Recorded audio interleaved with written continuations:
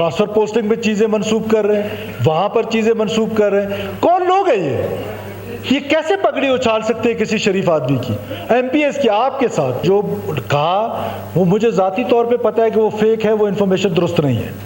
और अगर fake ID से देता तो फिर उसका ढूंढना मसला है। We can not allow anybody कि वो हमारी कैरेक्टर असैसिनेशन, अकाउंटेबिलिटी करना उनका हक है।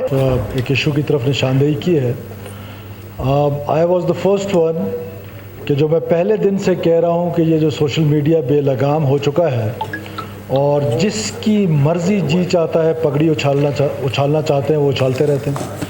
हमारे यहाँ इलेक्ट्रॉनिक मीडिया और प्रिंट मीडिया जो है वो एटलीस्ट कोई ना कोई चेक है, कोई ना कोई उनसे पूछा जा सकता है, कोई एडिटर का सिस्टम है। तो मैं इसका सबसे बड़ा विक्टिम पहले दिन से रहा हूँ। ये सेल फोन जिसके भी बज रहे हैं, सेल फोन ऑफ करें प्लीज़। और मैं इसका पहले दिन से विक्टिम रहा हूँ और हमारे दोस्त भी इसका विक्टिम रहे हैं और भी बाकी दोस्त भी आहिस्ता आहिस्ता सबकी बारी आएगी। तो ये बात दुरुस्त है कि हमें इस पर कोई डिफेमेशन लॉज के ऊपर काम करना चाहिए और जो लॉज फेडरल गवर्नमेंट ने बनाए हैं पीका एक्ट के तहत, उनके तहत कार्रवाई की जा सकती है। फॉर एग्जाम्पल, एक पोस्ट आई, एक ऐसे आदमी ने पोस्ट की एक फाजिल मेंबर के बारे में, सरदार अब्दुर्रहमान खेतरान साहब के बारे में। मैंने जब उसकी तहकीकात की तो he was known to us. उससे कोई फेक आईडी से नहीं की, जेन्युइन आईडी से की। The person was sitting in job.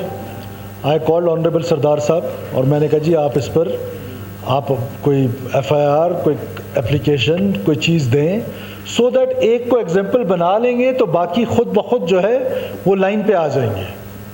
वो आज भी मौजूद है। मैं आज भी सरदार साहब से रिक्वेस्ट करता हूं कि वो एप्लीकेशन डालें।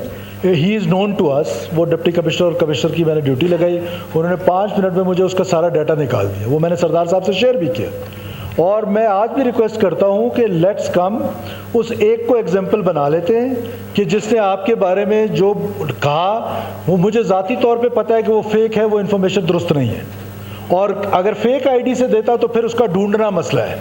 उसे फेक आईडी से नहीं दिया, जेन्युइन आईडी से, जैसे आपका आईडी है वो जेन्युइन आईडी से दिया। Let's make him an example. आप 2-3 को एग्जाम्पल बनाएं, आपके पास लॉज हैं, डिफेमेशन लॉज हैं, बाकी सारे खुद ब खुद इंसान के बच्चे बन जाएंगे। और फिर ये जो इन्फॉर्मेशन बलूचिस्तान लीक्स के हवाले से हैं, अगर इन्फॉर्मेशन दुरुस्त हो हमारे बारे में, हम we are accountable to the people of Balochistan. हमारी अकाउंटेबिलिटी हर 5 साल बाद लोगों ने करनी है। वो आज भी करेंगे, कल भी करेंगे। We are ready for that. हम जितने मेंबर्स हैं हम सब इस बात पर मुत्तफिक हैं कि हमारी अकाउंटेबिलिटी होनी चाहिए। हम उससे मुबर्रा बिल्कुल भी नहीं है।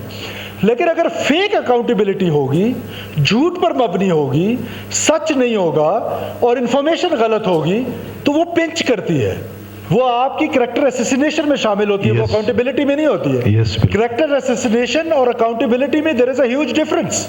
हम अकाउंटेबिलिटी के लिए हम ये 65 के 65 लोग या हमारे जैसे वो पॉलिटिशियंस जो आज पार्लियामेंट में नहीं है, हम पॉलिटिशियंस अपनी अकाउंटेबिलिटी के लिए वी आर नॉट अफ्रेड। हम हमेशा तैयार हैं, हमारी अकाउंटेबिलिटी होनी चाहिए, but we can not allow the character assassination of anybody. So you are the custodian of the house. Done sir. I request you कि मेक अ कमेटी, कि वो कमेटी साइबर क्राइम वालों को बुलाए। और ये जिसकी मिसाल मैं दे रहा हूँ, मैं सरदार साहब के साथ दोबारा शेयर करता हूँ। मैंने पहले भी की, मैं दोबारा भी कर लेता हूँ। आप उसके खिलाफ आप आए, आपका कोई पीएस आए, आपका कोई वोटर है, जरूरी नहीं है कि उसका स्टैंडर्ड इतना नहीं है कि आप उसके खिलाफ एप्लीकेशन दें, आपका कोई वोटर दे। हम ये अश्योर करेंगे, पूरा हाउस मिलके ये अश्योर करेंगे कि हम उसको मनतकी अंजाम तक पहुंचाए ताकि एक को सजा मिले तो बाकी इस पर सोचे कि उसके बारे में क्या बात करनी है और क्या नहीं करनी। और इस बलूचिस्तान लीग्स के हवाले से आप साइबर क्राइम को बुलाएं, आप पार्लियामेंट की एक कमेटी बुलाएं, सरदार साहब को उसका सरबराह बनाएं, क्योंकि वो कहते हैं कि मुझे थोड़ी बहुत उसकी इन्फॉर्मेशन भी है। उसमें आप दूसरे अपोजिशन के दोस्तों को मेंबर बनाएं और लेट्स हैव अगर आप जॉइंट इन्वेस्टिगेशन कमेटी बनाना चाहते हैं, आप एफआईए की कमेटी बनाना चाहते हैं, आप पुलिस की कमेटी बनाना चाहते हैं, गवर्नमेंट की मुकम्मल सपोर्ट आपके साथ होगी। Let's make an example out of them. कोई 2-4 को एग्जाम्पल बना लेते हैं। हम कोई किसी ने क्या ग्रुप बनाया हुआ है, किसी ने क्या ग्रुप बनाया हुआ है, मेरे बारे में ऐसी ऐसी चीजें मंसूब करते हैं कि मैं फ्लोर ऑफ द हाउस आपको कसम खा के कह रहा हूं कि मेरे फरिश्तों को नहीं मालूम होता है। ऐसी ऐसी चीज मंसूब हो जाती है। ट्रांसफर पोस्टिंग में चीजें मंसूब कर रहे हैं, वहां पर चीजें मंसूब कर रहे हैं। कौन लोग हैं ये ये कैसे पगड़ी उछाल सकते हैं किसी शरीफ आदमी की? एमपीएस की, आपके साथ, सरदार साहब के साथ, मीर सादिक उमरानी साहब मौजूद नहीं है, उनके साथ, मेरे साथ, और लोगों के साथ, और भी मेरा ख्याल है अपोजिशन के कुछ दोस्तों के भी नाम आए हैं, खरजान साहब का भी शायद नाम है। मतलब कि ये सिलसिला रुकेगा तो नहीं until and unless इसकी कंक्लूजन की तरफ जाएं। तो I request you, government will support you.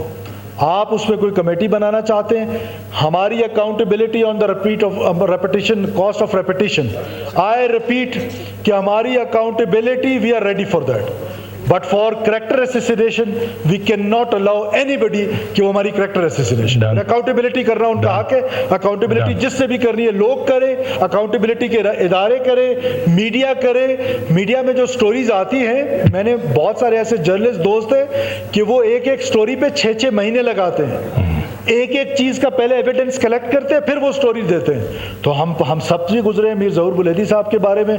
एक रोड पे बाद में क्या है कि एक छोटी सी लाइन पे माफीनामा, जो करेक्टर असैसिनेशन है वो इतना बड़ा है और माफीनामा इतना सा है कि जी वो गलती हो गई है, उस गलती ने मेरा तो बेड़ा गर्क किया, मेरी करेक्टर असैसिनेशन तो हो गई, या उस सेंस में सरदार अब्दुर्रहमान खान की तो करेक्टर असैसिनेशन हो गई, और जब उसमें माफीनामा आएगा वो इतना सा होगा। इसके बारे में आप जो भी हाउस फैसला लेता है, हुकूमत आपके साथ है। शुक्रिया जनाब।